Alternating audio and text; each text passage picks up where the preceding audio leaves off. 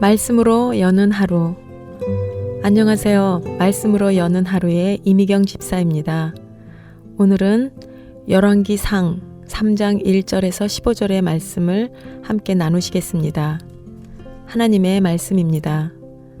솔로몬이 애굽왕 바로로 더불어 인연을 맺어 그 딸을 취하고 데려다가 다윗성에 두고 자기의 궁과 여호와의 전과 예루살렘 주위의 성이 피력되기를 기다리니라.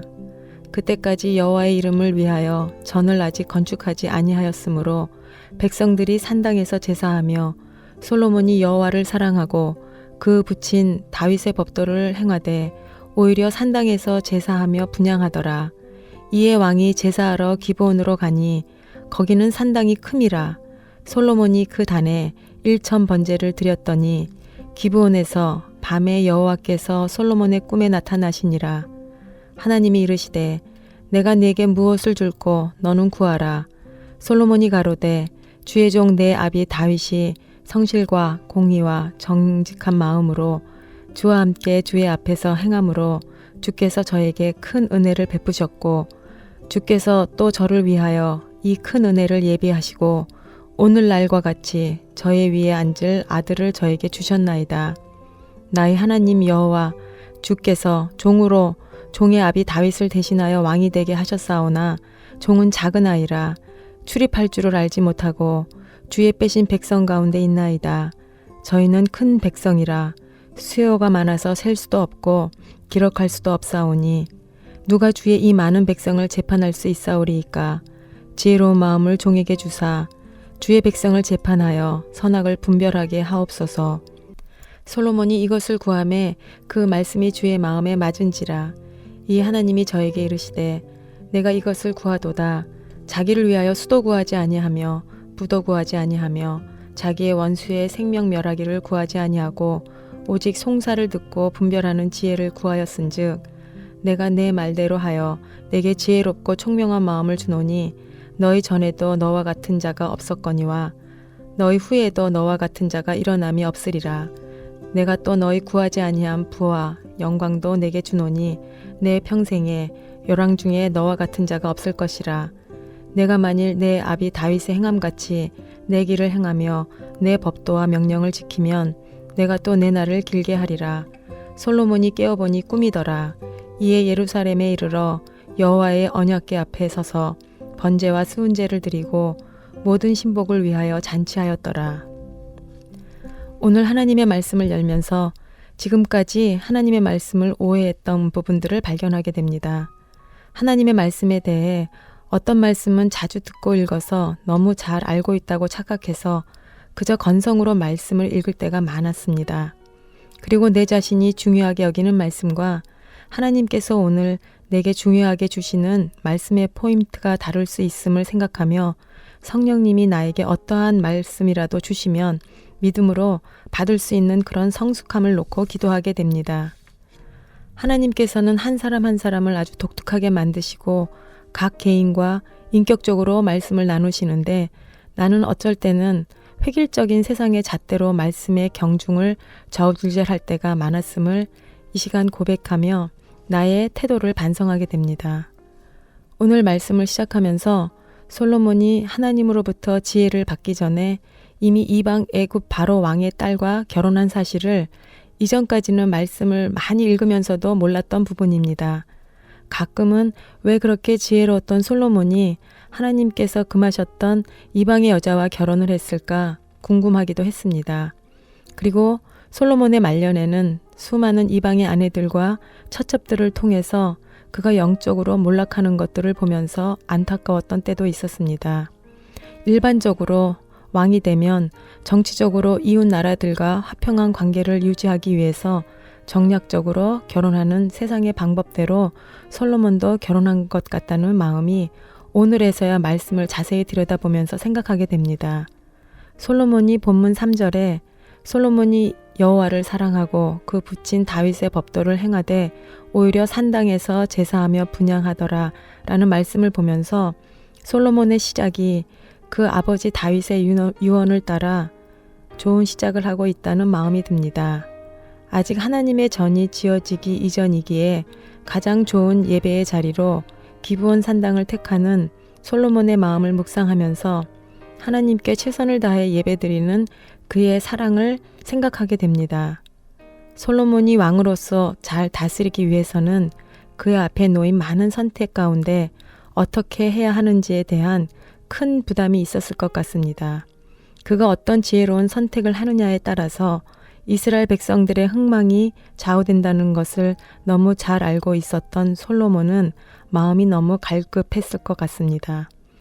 아버지 다윗의 법도를 따르지만 스스로 판단해야 하는 현실 앞에서 그는 정말 힘들고 외로웠을 것 같습니다. 산당에서 제사를 드리는 솔로몬의 기도는 무슨 기도를 가장 많이 했을까 생각해 봅니다. 왕이 된 솔로몬에게 가장 중요한 기도의 제목은 무엇일까?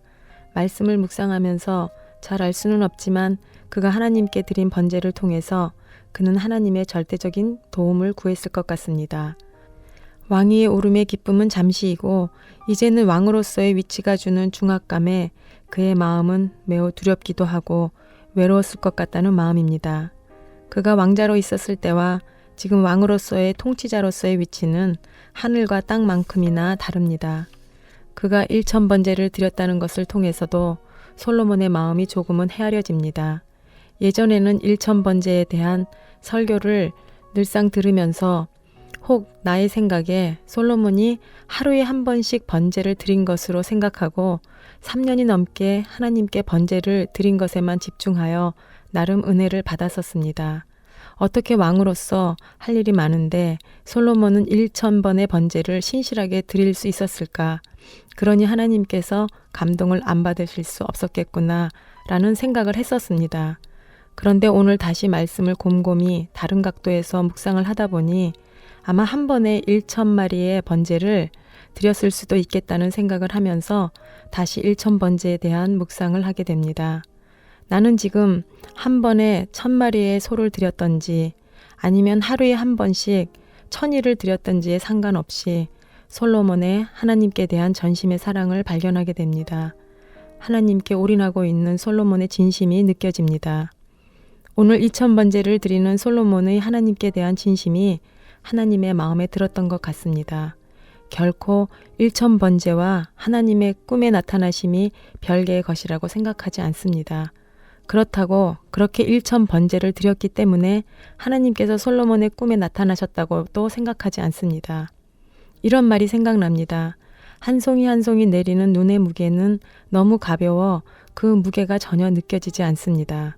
손바닥에 닿기가 무섭게 눈은 녹아 그 자취마저 사라져 버립니다. 그러나 그 무게도 느껴지지 않는 눈송이가 밤새 나뭇가지에 쌓이기 시작하면 어느 순간에는 그 큰 아름드리 나무의 굵은 나뭇가지가 꺾이기도 하고 지붕에 쌓인 눈이 지붕을 내려앉기도 합니다. 한 송이 한 송이 내리는 눈의 무게는 아무것도 아니지만 그 아무것도 아닌 눈송이가 차곡차곡 쌓이게 되면 어느 순간엔간 마지막 내려앉은 눈송이의 작은 무게로 와르르 지금까지 지탱하던 무게를 깨는 엄청난 에너지와 힘이 되기도 합니다. 오늘 솔로몬의 하나님을 향한 믿음과 사랑이 어떤 포인트에 하나님의 마음을 마구 흔들어 그의 꿈에 나타나셔서 내가 내게 무엇을 줄고 너는 구하라 하고 물으시는 그런 깊이로 들어갔는지는 알 수 없지만 분명한 것은 솔로몬의 믿음의 결과인 것 같습니다. 결코 우연이 아닌 솔로몬의 하나님을 향한 사랑과 하나님의 솔로몬의 중심을 받으시는 그 상호 간의 친밀한 관계가 느껴집니다. 하나님이 감동을 받으실 만한 그 무언가가 분명히 솔로몬에게 있었음에 틀림없습니다. 이슬비에 옷 젖는 줄 모른다는 말이 있듯이 아주 작고 사소한 것들이 모이고 모이면 나중에는 상상할 수 없는 어마어마한 힘과 파워를 낼 수 있음을 깨닫습니다. 매일매일 말씀을 묵상한다는 것이 어쩌면 이런 보잘것없는 사소한 일상 같게 느껴집니다. 그러나 그 말씀 묵상이 하루하루 지속적으로 쌓이게 되면 후에는 우리 자신도 모를 만큼 성령이 충만해져서 성령님의 일하시는 그 중심에 들어갈 수도 있다는 새로운 기대와 은혜가 내 마음에 소망으로 부어집니다. 또한 솔로몬은 꿈속에서 하나님께서 구하라 하실 때에 정확하게 자신이 구할 것이 무엇인지 알고 말씀을 드렸다는 것을 통해 솔로몬의 심정과 그 구함이 그저 우연히 구한 것이 아니라 왕으로서 자신의 무력함과 무능을 인정하고 오직 하나님만이 자신의 도움이시라는 것을 알고 겸손하고 가난한 심령으로 지혜를 구하게 됨을 봅니다. 나는 모든 부귀영화와 지혜와 장수를 얻은 솔로몬을 매우 부러워합니다. 솔로몬은 하나님의 마음에 맞는 그런 가난한 심령의 사람이었기에 받을 수 있었던 것 같습니다. 그러나 나는 과연 그렇게 부러워하는 솔로몬의 심령을 가지고 있는지 생각해 봅니다. 그리고 정말로 하나님께서 나의 꿈에 나타나셔서 솔로몬에게처럼 무엇을 원하느냐고 물으신다면 나는 하나님께 무엇을 구할 것인가 곰곰이 생각해 보면 그렇게 간절하게 확실히 구하는 것도 솔직히 없습니다. 이런 고백을 통해서 내가 깨닫는 것은 내 안엔 하나님을 향한 솔로몬 같은 열정이나 사람을 향한 사랑이 없다는 것입니다. 내가 가장 먼저 부러워해야 하는 것은 솔로몬이 얻은 것보다 솔로몬이 가진 하나님을 향한 사랑의 마음을 부러워해야 할 것 같습니다. 솔로몬에게 감동받으신 하나님께 나는 무엇으로 하나님의 마음을 조금이라도 기쁘시게 할 수 있을까 생각하는 하루입니다. 지금까지 이미경 집사였습니다. 감사합니다.